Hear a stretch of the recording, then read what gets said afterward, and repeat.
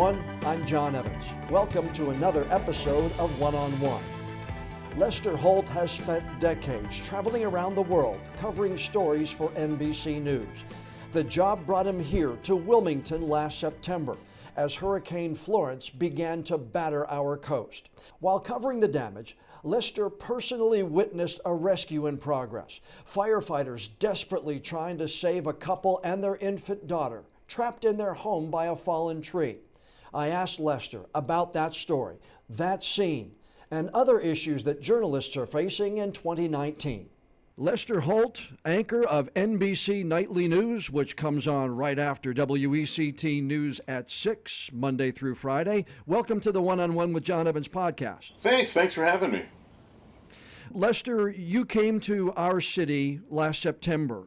You've flown all around the world to cover news events. But when you came here, Hurricane Florence was hitting, and you were involved and saw one of the saddest stories that I can remember since I've been here now for 27 years. That was the tree that went through a house on Mercer Avenue and resulted in the death of Leisha Johnson and her 8-month-old child.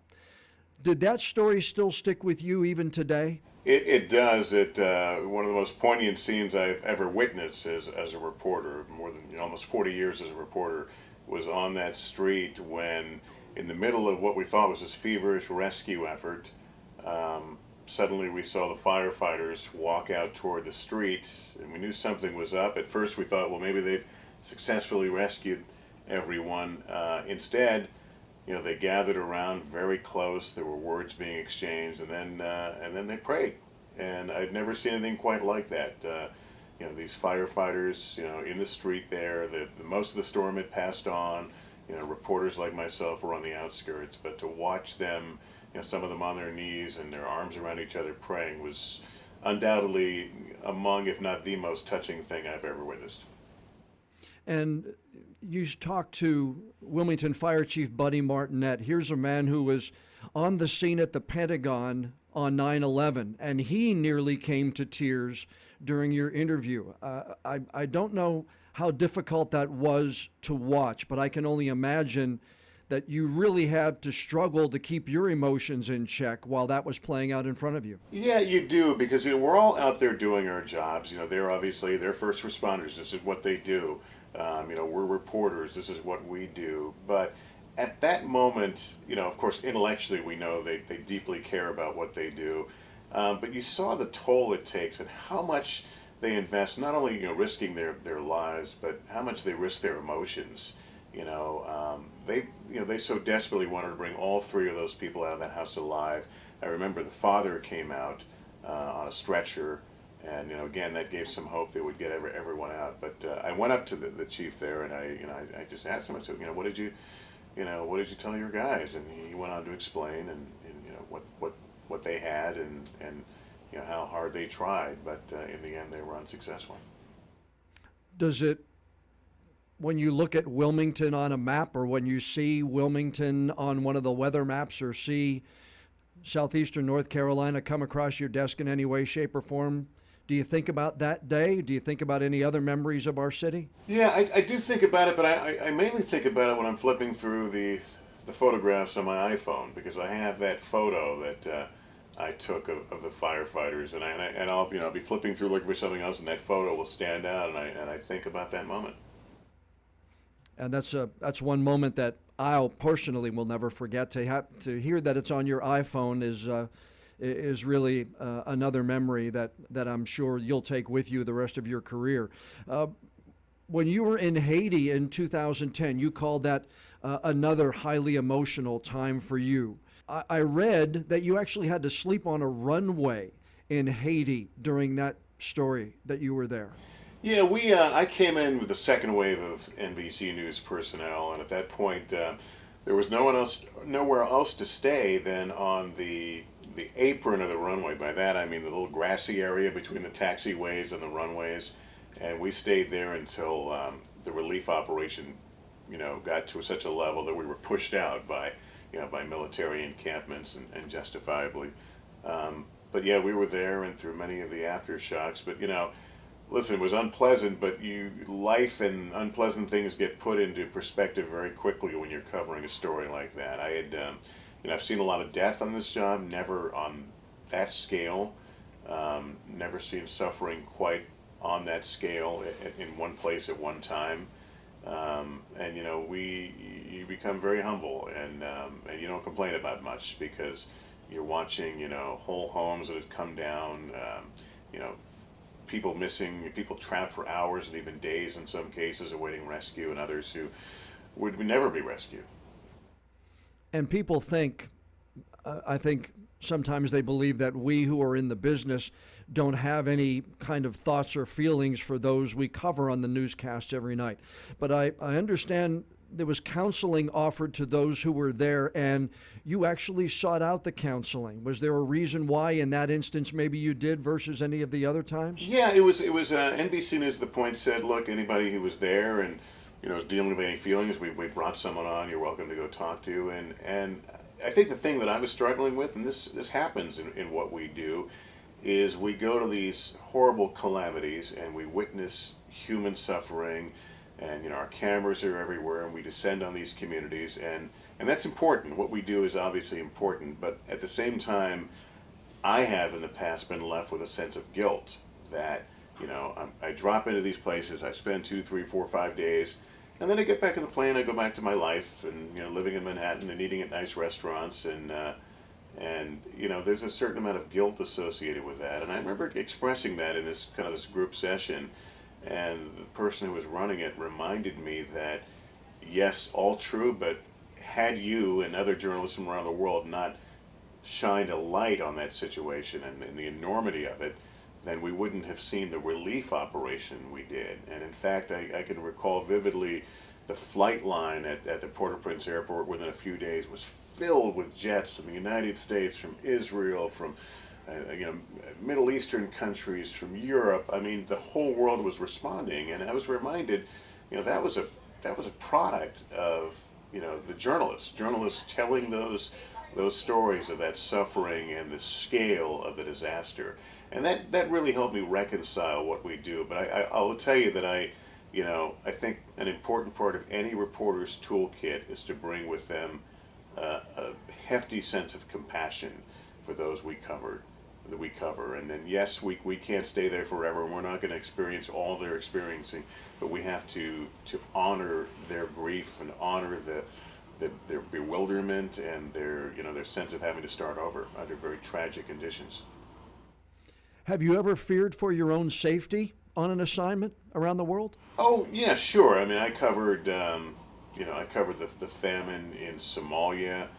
That was a lawless country. We were hiring young men with AK-47s as security, and there were gangs and warlords. That was, and I've been in war zones in Afghanistan where there, have been a few brief moments where I feared for myself, and truthfully, probably most of the scary moments I've had have been right here in the United States, dealing with weather, and covering hurricanes and those sorts of things. Very unpredictable and potentially very dangerous. In this day and age, do you fear for your coworkers' safety with the media being called the enemy of the people? There are, we've had some instances in this country where the media has been targeted. Do you fear for your coworkers on the streets or covering news across this country? I've tried to let most of that roll off my back successfully, but when it came to that particular language that you mentioned, that was the one time I felt I had to speak out, because I do worry about my coworkers and those who are out every day trying to do what journalists do, shine a light in dark places and hold the people in power accountable. That's our mission. That's an important pillar of our democracy. And to think that might cause someone harm is deeply disturbing. This is important work we do, and it's not a time to be cavalier in discussing what journalists do. So I hope most people recognize that, but I do think about it on a daily basis. Your son's Stefan, I think, is at WNBC in New York, same building where you are, anchoring the newscast there. Does he Did he have an idea going into this business that it wasn't 9 to 5? Did you have that discussion with him before he got his first job in TV news? Well, there was no need for a discussion. He lived it. As I always tell him, I said, you enter this business eyes wide open, and that means there's going to be missed family events, there's going to be broken vacations.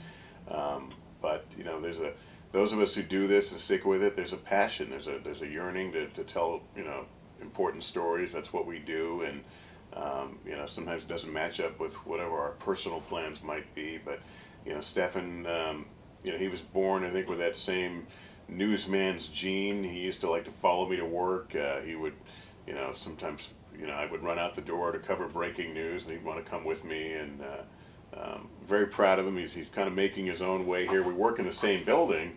We don't see each other every day, but I sit here and watch him proudly, and and not only because of the great journalist he is, but the great man he's become.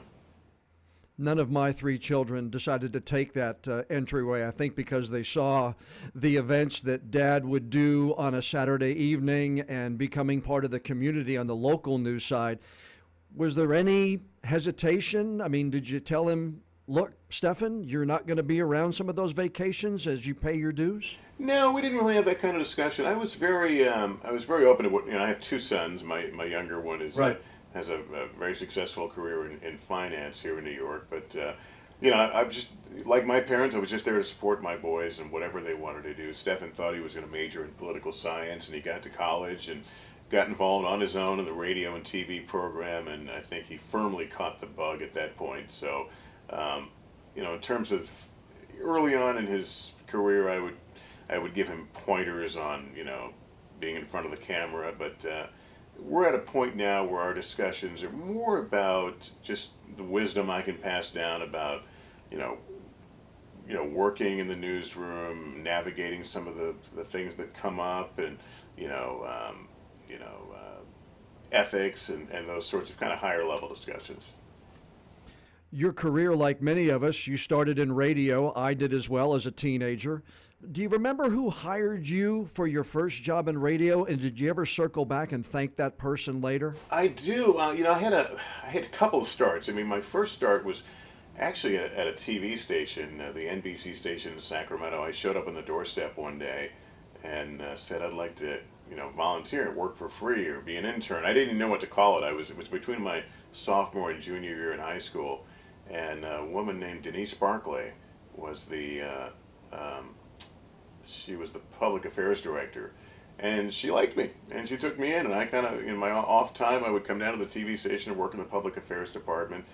Sadly, Denise passed away several years ago, so I never was able to really reach back to her and tell her how much she meant to me. Another mentor was a guy named Jerry Nachman. He was a longtime New York newsman. He worked in newspapers and radio, and he had taken a job in San Francisco running the CBS all-news radio station, KCBS.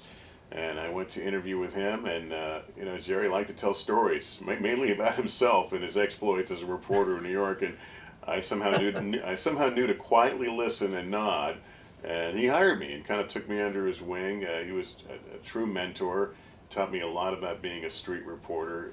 I never had a formal journalism education, so what I learned was from people like him, and it stressed to me the value of mentors in the newsroom or any workplace, people who are willing to share their time and admonish younger members of the staff. And so it was we got a lot of people I'm thankful for, but sadly, Jerry and I got a chance to work together again later. He was at MSNBC when I was there, but unfortunately he passed away several years ago as well.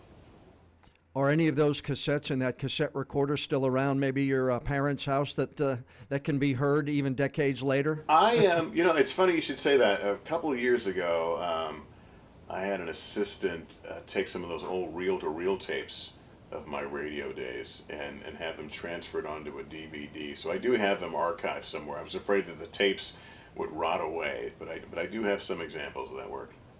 So you learned how to edit reel-to-reel with the Scotch tape on the backside and everything else like many of us did? I did. I started out when I was on radio, I ran my own control board. I was a disc jockey at a country and western station, later did news there, but I Yeah, I did my on board. I went into the production room, and you're right. I sat there with that razor blade and the tape, and knowing that some of these cuts are irreversible. You got to get them right the first time. I remember those. I had the chance one time to tell Larry King that I babysat the Larry King show as one of my first jobs in radio. And he thanked me for being one of those guys on the front line so many years ago. Well, it's. I think of I think of the mistakes I made on the way up, and it's only later in life you realize, my goodness, I would have fired that kid. And you think about people who stuck by you. I had, I hosted this radio show from midnight to 6 on Saturdays and Sundays, and so I would host the radio from midnight to 5, and then at 5 o'clock I was supposed to run Billy Graham's hour of power. I'm not sure what it was called. But to do that, I was supposed to tape it. It came down a feed. I was supposed to tape it at like 4 o'clock. And time after time after time, I forgot to record it. And that was real revenue to the radio station. And, Sure. I kind of like, oh, well, I forgot. And, and years later I thought, man, I could have been fired for that. But thank God that there were people who saw some talent in this kid and that, maybe he would turn out okay. But I think about that sometimes, like, God, they must have been cussing me, when I wasn't around. And if you'd have done that, there never would have been a lightning bolt Holt. See, yeah, because then I ended up in news radio, and I had, KCBS radio. They had a promo that said "Breaking News with Lester Holt, the fastest mic in the West." And then when I was at MSNBC, a lightning bolt Holt came around. I've had a lot of nicknames, and a lot of it's based on my love of covering breaking news. There's just something. There's something special about, when a story is just breaking, that you're getting little bits of information, and you as the anchor are kind of walking people through this in real time as to what we know, what we don't know, and my ability to stay in the anchor chair for hours and hours during breaking news at MSNBC earned me a number of nicknames. I've read those as well, but I've wanted to ask you, do you have a mantra when you go into a day at work? And as an example, when I come into the television station every day, it's my belief that I have to earn that invitation into everybody's home once again. I have to be good enough today to, people will say at home, all right, I'm going to give John an opportunity again today. I trust him. I think he's going to tell me the right news. I think he's going to tell it to me the right way. Do you have an approach like that in the way you get into work every day and get ready for your job every day? Yeah, I have a couple. I am probably more critical of myself than the people around me know. I gnaw. If I make a mistake, I gnaw on it all night long until I can get back in here. And so part of what guides me is a sense to be better today than I was yesterday and be better tomorrow than I am today. That you never, I'm never quite satisfied. And the other thing is I always try to remind myself that I am the viewer's representative, that we're not doing this for our coworkers or for our competitors who may be watching. We're doing this for viewers who have a lot of questions in their mind. And so when I'm interviewing somebody, I'm almost hearing those voices in their kitchens or their living rooms, like, why don't you ask them this, or why don't you ask them about that? It's very important for me to really connect with the audience and to present myself as their advocate, as an extension of them. Do you ever sit back and think about some of the events that have happened that have marked the different times in your career? The unfortunate passing of David Bloom, and then what befell Brian Williams. When you sit back and think of those things, is it I was in the right place at the right time, or maybe I was just meant to be here? Well, somewhere along the line I got some great advice, which was, doors will open in your career at times that you don't expect it. And, you don't know when or where, but all you can do is prepare yourself. So I have been in situations where exactly that has happened, and things that you would never wish for or hope for, but it's a reality. And the opportunities then were offered to me, and in each instance of that, I can say that I felt prepared. I felt that I had to prepare myself for doors to open. And so that removed, I think, the most important thing, and that's self-doubt. I had this conviction that because I try to be better, today than I was yesterday, then I'll always be prepared for whatever comes at me. You're the ambassador for the Poynter Institute's MediaWise campaign of teaching students their fact-checking skills. Boy, that's never been as important as it is today. I tell you, it's the honest-to-God truth. As I said, we try to let some of the criticism of late roll off our backs, the fake news and all that. But the truth is, this was an opportunity to do something about it. You're hearing all this stuff. Well, you know what? Here's a very proactive way to do it. Let's work on news literacy. Let's work on helping young people sift through all this stuff on social media and to identify the source of information, whether it's legit or not. I've always, even before this period, I've always talked about how important it is to be critical thinkers. And when I talk to groups of kids, I talk about that. You need to learn to weigh information and ask questions, and is it what it seems, and who's benefiting from this information? So when the Poynter Institute, I found out about this program, and I said, look, I want in. I think this is really important what you're doing, and so they asked me to be the ambassador for the program. It's never been a more critical time, and I'll tell you one of the things I share with kids now is we seem to be in this period of time where we're almost required to have answers. We're almost required to have an opinion and put it out there right away, no matter what the topic is. And yet we have seen, certainly lately, stories that appear one way, and then over a series of days, they suddenly turn another way. Yeah. And so I tell kids, I say, guess what? You don't have to have all the answers. And even if you think you have all the answers, it doesn't mean you necessarily have to go, log on to Facebook or Twitter and offer your opinion. I mean, you're certainly perfectly have the right to, but it's, in the news business, as you know, we don't put stuff on the air until we can confirm it. Now, we try to do that quickly because we're in a competitive, fast-moving environment, but a lot of times if we don't have it, we don't have it, and so we don't put it out there. And I think that's an important thing for all of us to kind of, think about as we look at a public that is divided in so many ways, that am I being helpful when I'm shooting from the hip all the time on things that I honestly don't know everything about? And so since we're in this era of citizen journalists where everybody's got a phone and access to large audiences, I think we have to start behaving like journalists, and that is wait till you get it and get it right before you put it out there.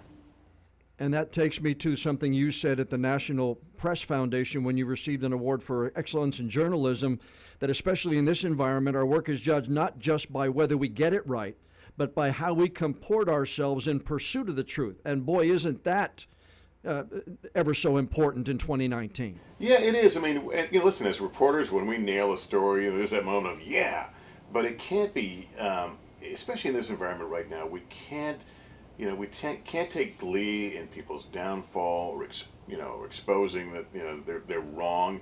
I mean, we take glee in good journalism, but I think people right now are looking at us through a microscope in a way that we've never been examined before, and so our dignity is important, and any way that we can remind people that this is serious business, that this is not we don't do this for fun. We do this because it is part of a functioning democracy. You have to have an institution that can hold, those in power accountable and ask the hard questions. What makes you say that was a good newscast? I think, when I look at a newscast, I try to look at it through the eyes of what stories are people going to be talking about? What stories are they going to say, hey, I was watching NBC last night and they had a story about X, Y, and Z. And when we have 2 or 3 of those in a newscast, that to me is a successful one, because we want people talking about us. We want people recognizing that we're showing them things that the other guys may not be. We've put up huge investment in original reporting. In other words, these are not the headlines of the day, but stories that you need to know about that weren't necessarily headlines that we've uncovered, and investigations and health. There's so many areas out there, and what we try to do every day is distinguish ourselves from our competitors by this broad reach and unearthing stories that just aren't getting talked about. You said that the first presidential debate of 2016 was the most difficult thing you've ever done professionally, and I understand that because of the circumstances. But you added it was also maybe the toughest thing you've ever done personally. Why would that be? Well, professionally, because for all the reasons, I anchor the news, and being a debate moderator is something that no one is necessarily trained at, and I knew that this was a particularly divisive campaign season, and you wouldn't want to, do anything to harm your reputation. From a personal standpoint, I'm not immune to criticism, and the weeks leading up to it, and watching cable news and hearing people talk about me and what they thought I would ask and which way my politics lean, it did take a bit of a toll on me personally, and it was quite a major operation preparing for the debate. We had a great research team here. We had some mock debates. I felt really prepared, but listen, there's standing in front of 100 million people is a high wire act that I had never completed before. I understand. Well, Lester, I was going to ask you what it's like to be a grandfather, because I hope to be a grandfather here soon. I understand you're going to be one for the second time soon. So, an early congratulations on that before we go. Well, thank you. And what it's like to be a grandfather in one word: awesome. All right, Lester Holt of NBC Nightly News. It's an honor for us to turn over the WECT airwaves to you every night at 6:30. Thanks for taking some of your valuable time today and being on my podcast. I appreciate it. It's been my pleasure. A big thank you to Lester Holt for joining us on this week's One-on-One with John Evans podcast. You can catch him every night, Monday through Friday, on NBC Nightly News. That follows WECT News at 6. He's also featured on NBC's Dateline. And of course, wherever there's a big story around the world, Lester Holt will be there. Before we go, I'd like to ask you once again to please subscribe to the One-on-One with John Evans podcast. And if you would, leave us a rating or a review. I'd like to know what you think. Plus, those ratings and reviews really help us with our listings, and that'll help us bring in even more listeners. I'm John Evans. Thanks so much for joining us on this week's episode of One-on-One.